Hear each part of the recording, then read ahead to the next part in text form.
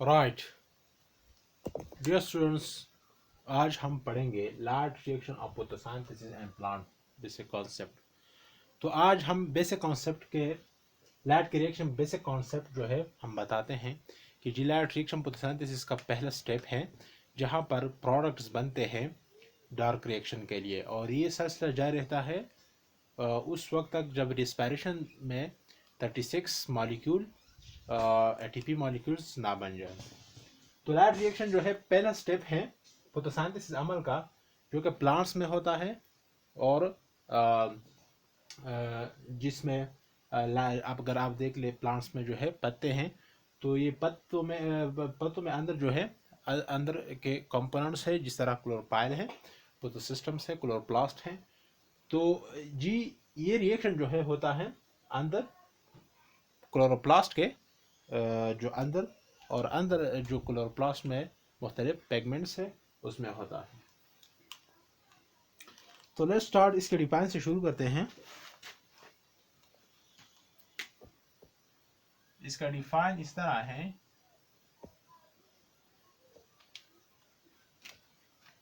The stiff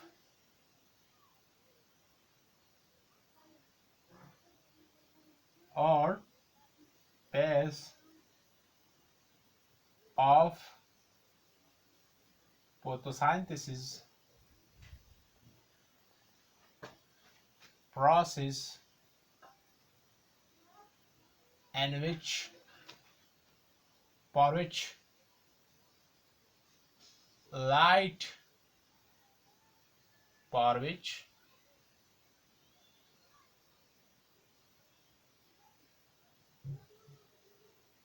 light energy are required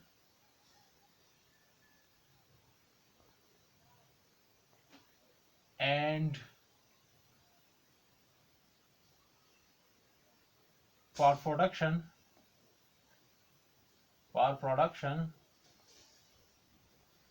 of ATP and NADP H2 molecules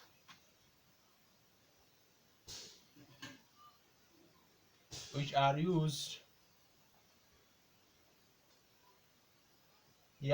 for production of ATP and NADP H2 molecule for dark reaction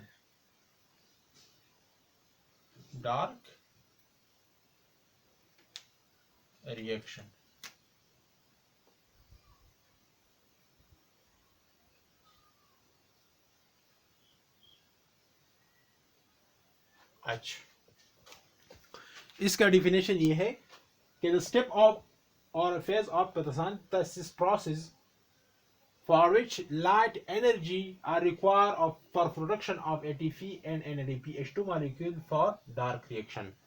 तो ये इसका मतलब ये है कि जी वो स्टेप है लाइट फोटोसिंथेसिस अमल का जिसमें लाइट एनर्जी की ज़रूरत होती है, और ये लाइट एनर्जी की वजह से क्या बनते हैं एटीपी एंड एनएडीपीएच2 मॉलिक्यूल, और यही एटीपी एंड एनएडीपीएच2 मॉलिक्यूल जो है पेयर यूज होते हैं डार्क रिएक्शन में। अच्छा, लाइट एनर्जी जो है कंप्लीट होता है, light reaction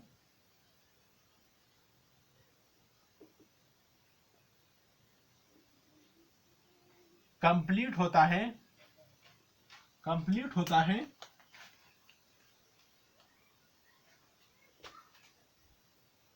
completed into 2 steps। ये 2 स्टेप्स में कंप्लीट होता है। अच्छा, फर्स्ट स्टेप जो है इसको हम कहते हैं साइक्लिक। फर्स्ट स्टेप जो है नॉन साइक्लिक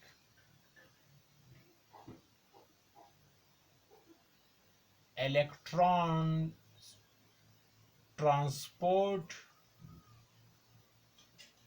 पाथवे हैं। पाथवे हैं, ठीक। और दूसरा है साइक्लिक इलेक्ट्रॉन्स ट्रांसपोर्ट पाथवे। अच्छा, ये लैट रिएक्शन जो है दो स्टेप में पूरा होता है।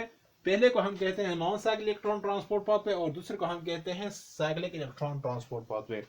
अब आप लोग ये सोच रहे होंगे कि जी नॉन साइक्लिक इलेक्ट्रॉन ट्रांसपोर्ट सिर्फ इसमें है नॉन ज्यादा है, बाकी और साइक्लिक इलेक्ट्रॉन ट्रांसपोर्ट एक ही नाम है। तो नॉन साइक्लिक इलेक्ट्रॉन भी एक ही चीज है लेकिन डिफरेंट जरूर है, और साइक्लिक इलेक्ट्रॉन भी ट्रांसपोर्ट भी लैट इलेक्ट्रॉन ट्रांसपोर्ट पाथवे भी एक ही चीज है। नॉन साइक्लिक इलेक्ट्रॉन ट्रांसपोर्ट ये जो स्टेप है इसमें बनते हैं कितने ATP molecules?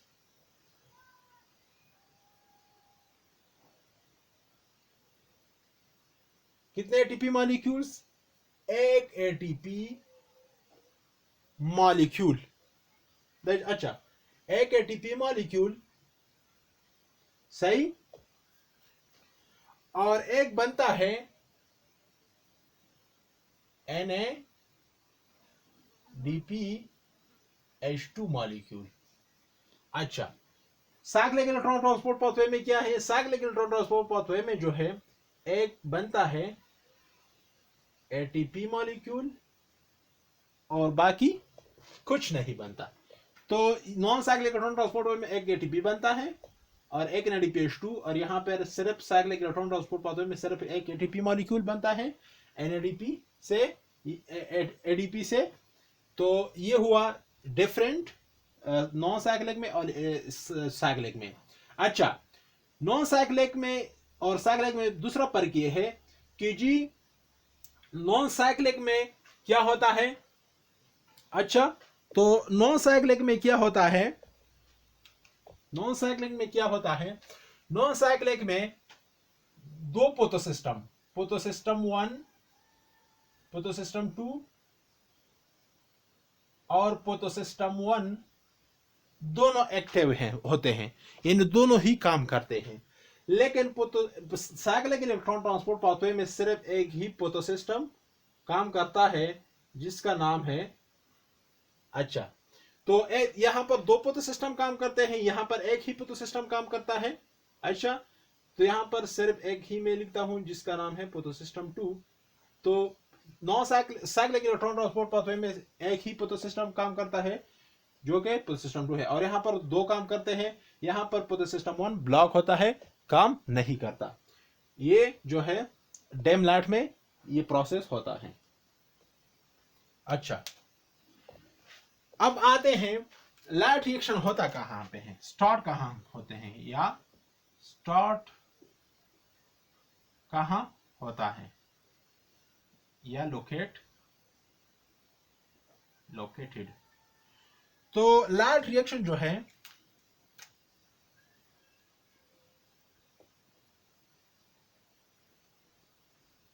Light reaction occur in grana of chloroplast। अच्छा, तो लैट रिएक्शन जो है ये होता है कहां पे? इन ग्रेना ऑफ क्लोरोप्लास्ट। क्लोरोप्लास्ट के अंदर जो है कुछ कंपोनेंट्स है, अभी मैं डायग्राम बनाता हूं तो उसके अंदर जो है ये रिएक्शन होता है। ये फॉर एग्जांपल मैं बनाता हूं एक क्लोरोप्लास्ट का स्ट्रक्चर, फंक्शनल स्ट्रक्चर।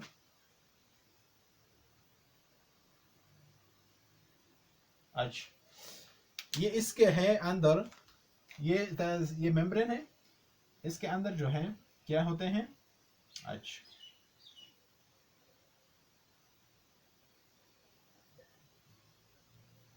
इस तरह। अच्छा, अच्छा, ठीक। अच्छा, तो ये जो है, इसमें जो मैंने ग्रीन कलर से बनाया है, ये जो है ये है थाइलेकॉइड, ये थाइलेकॉइड 6 या थाइलेकॉइड मेम्ब्रेन है। क्लोरोप्लास्ट के अंदर आज ये इसको कहते हैं थाइलेकॉइड मेम्ब्रेन या सेक। अच्छा, यहां पर अगर आपको दिखाई दे रहा है, मैं इसको रेड कलर से लिखता मेंशन करता हूं, इस हिस्से को अच्छा, यहां पर इस हिस्से को हम कहते हैं जी, इसके जो एजेस है यहां पर ये होता है ग्रेना, ये क्लोरोप्लास्ट का ग्रेना है। और लाइट रिएक्शन का जो अमल है वो कहां पे होता है, ग्रेना में।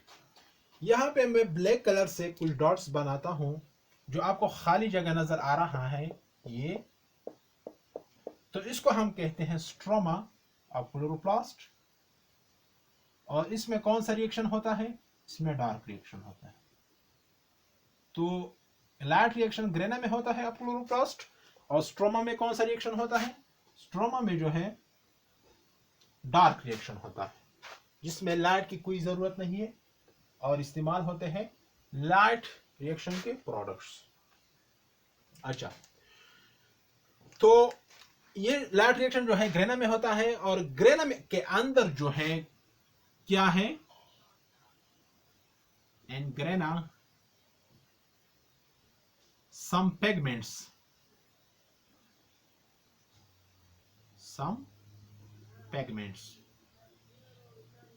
अच्छा,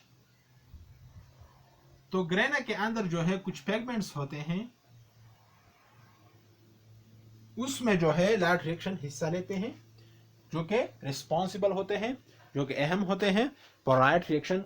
तो वो एंड ग्रेना सम पिगमेंट्स हम आप लोग के बताते हैं, लाइट रिएक्शन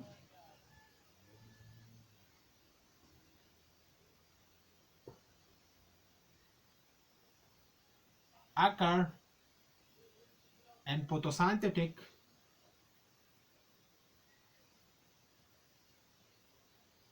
यहां पर photosynthetic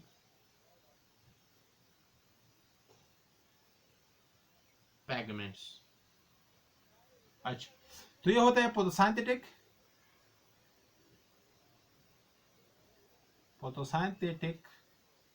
pigments होते हैं, या इसको हम क्लस्टर भी कहते हैं।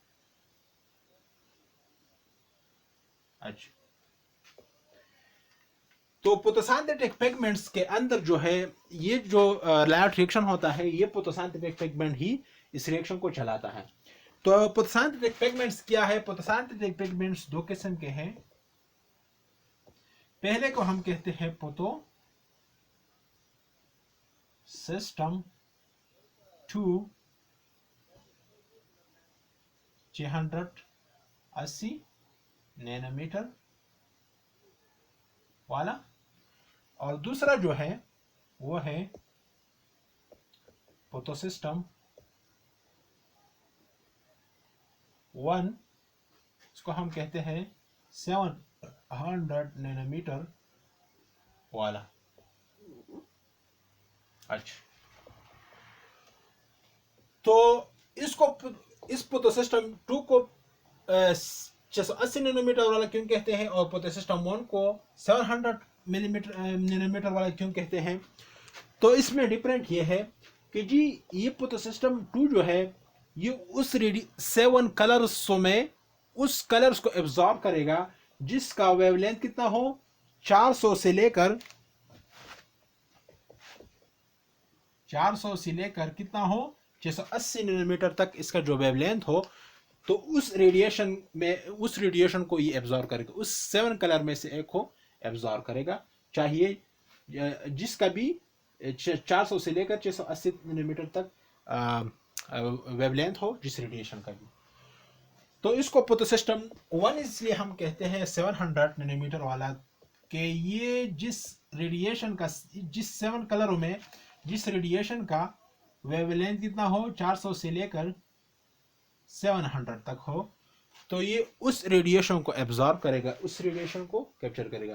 फोटोसिस्टम वो है जो 400 से लेकर 680 नैनोमीटर वाले रेडिएशन को एब्जॉर्ब करेगा, और फोटोसिस्टम 1 वो है जो कि 400 से लेकर 600 नैनोमीटर तक वेवलेंथ को एब्जॉर्ब करेगा।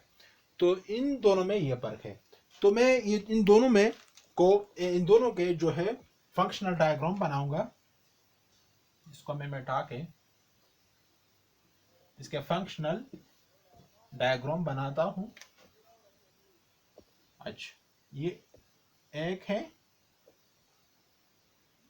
और ये दूसरा है।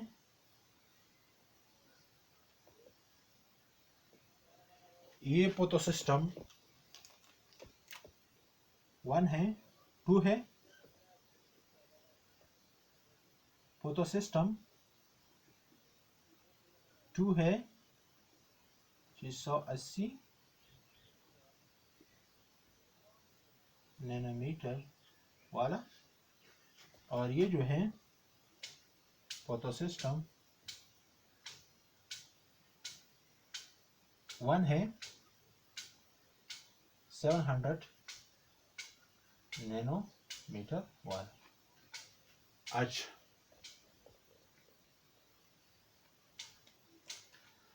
तो ये था जो है फोटोसिस्टम 1 और फोटोसिस्टम 2 का फंक्शनल डायग्राम।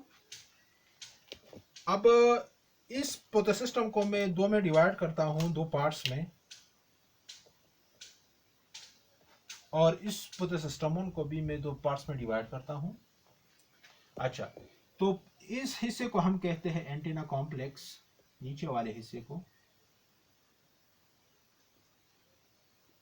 और ऊपर वाले हिस्से को हम कहते हैं रिएक्शन सेंटर। इसको रिएक्शन सेंटर इसलिए कहते हैं कि यहां पर सारा रिएक्शन होता है। अच्छा, इसका भी नीचे वाले हिस्से को हम कहते हैं एंटीना कॉम्प्लेक्स, और ऊपर वाले हिस्से को हम कहते हैं what's reaction centre. Antenna complex photosystem 2 के एंटीना कॉम्प्लेक्स में क्या होता है, क्लोरोपाइल भी है,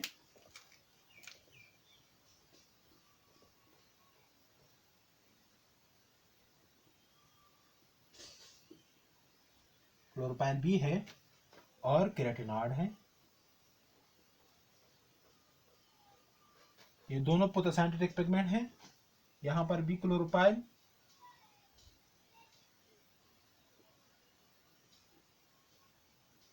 क्लोरोपाइल भी है एंड केराटिनॉइड है।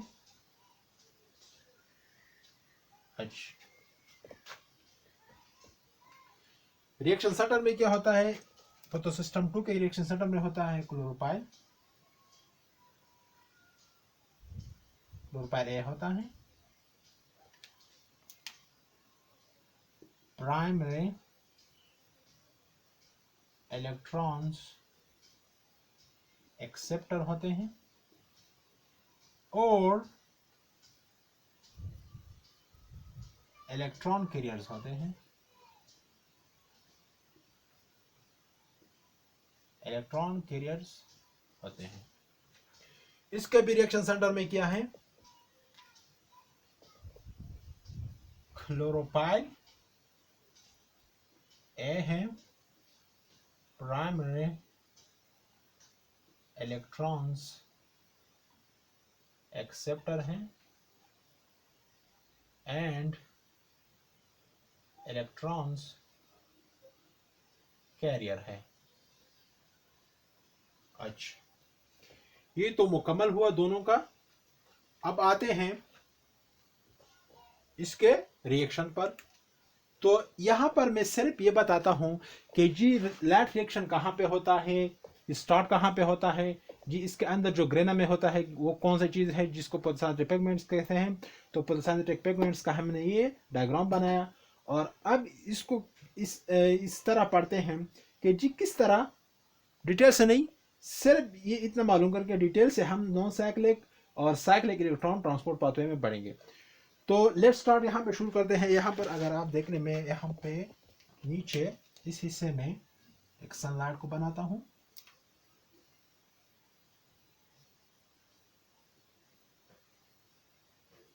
एक सनलाइट को बनाता हूँ, ये हो आपका सनलाइट।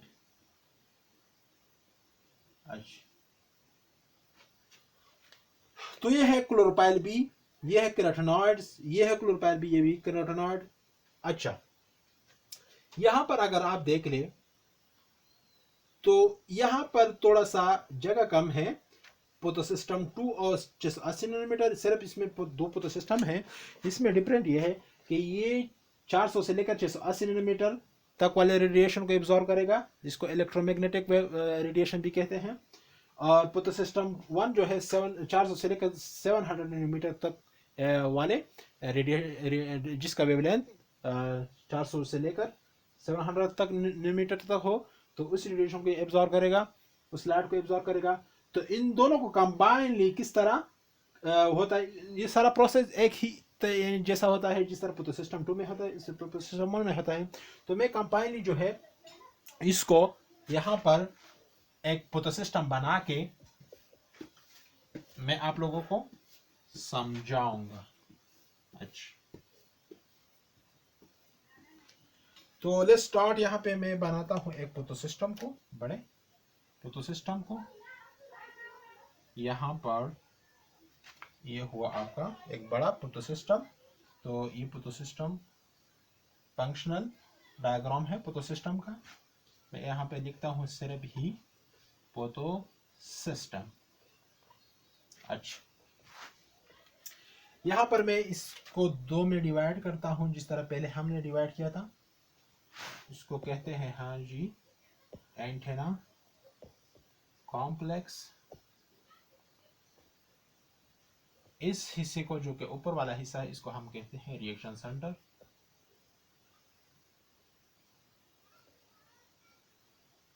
अच्छा, तो एंटेना कॉम्प्लेक्स में क्या होता है, क्लोरोपाइल बी है एंड केराटिनॉइड है, जो कि दोनों ही पोटोसिंथेटिक पिगमेंट है।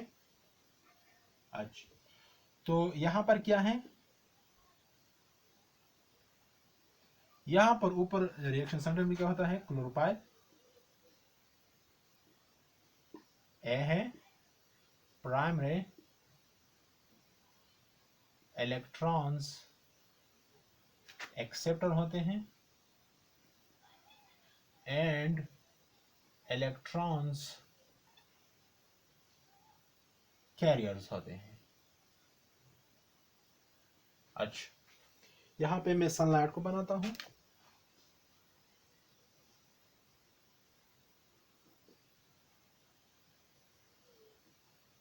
यहाँ पे मैं सनलाइट को बनाता हूं।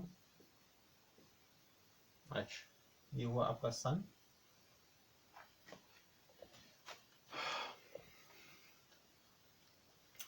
तो ये इसका रेडिएशन हो गया।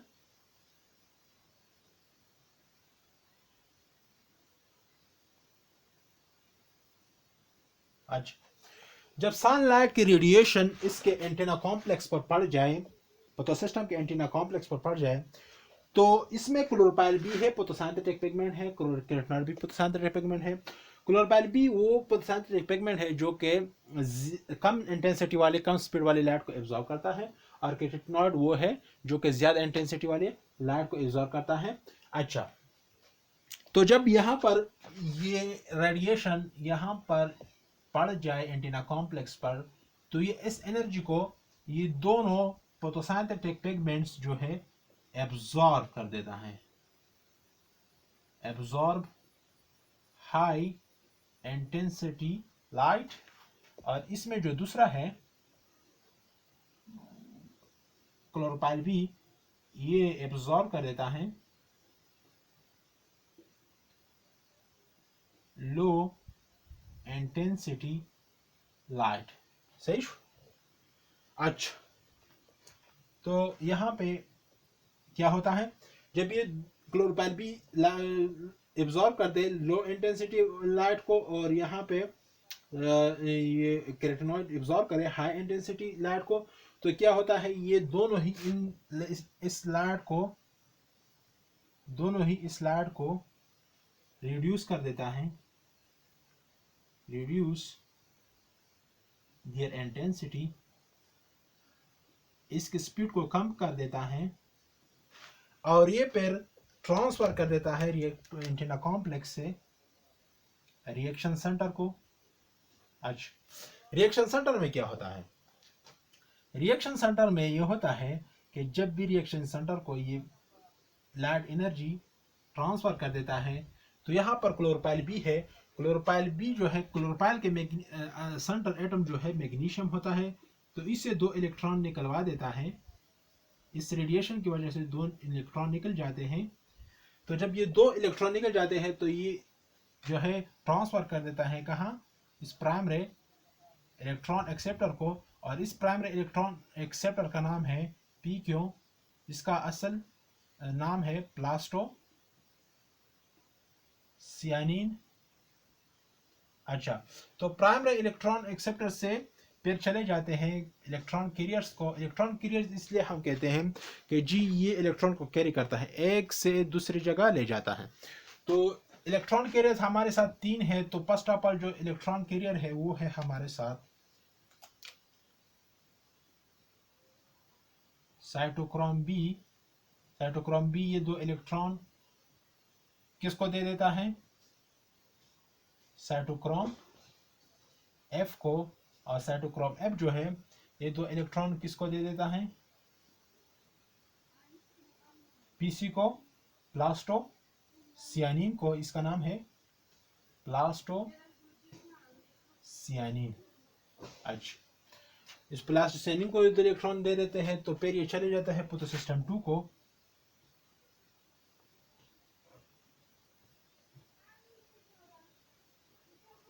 फोटो सिस्टम 1 को ये चले जाते हैं। अच्छा, तो रिएक्शन सेंटर में क्या होता है? साइक्लिक इलेक्ट्रॉन ट्रांसपोर्ट पाथवे में क्या होता है? Cyclic electron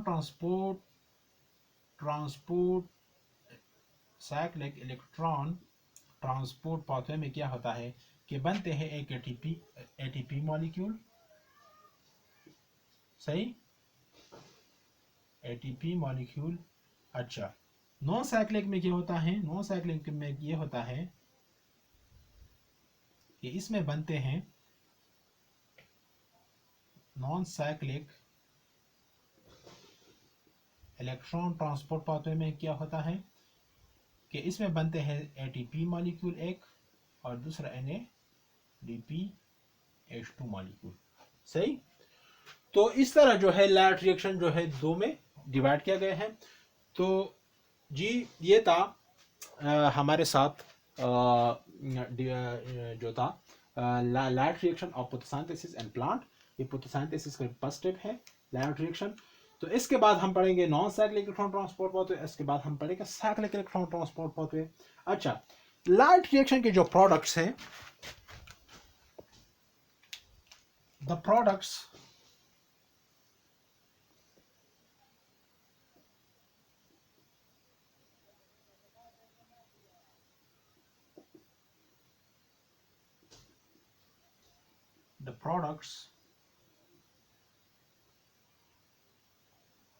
of light reaction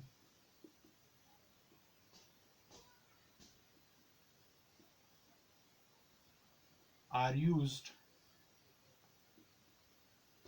in dark reaction। Light reaction के जो प्रोडक्ट्स हैं वो इस्तेमाल होते हैं कहाँ पे? ये इस्तेमाल होते हैं डार्क रिएक्शन में। लाइट रिएक्शन के प्रोडक्ट्स इस्तेमाल होते हैं डार्क रिएक्शन में।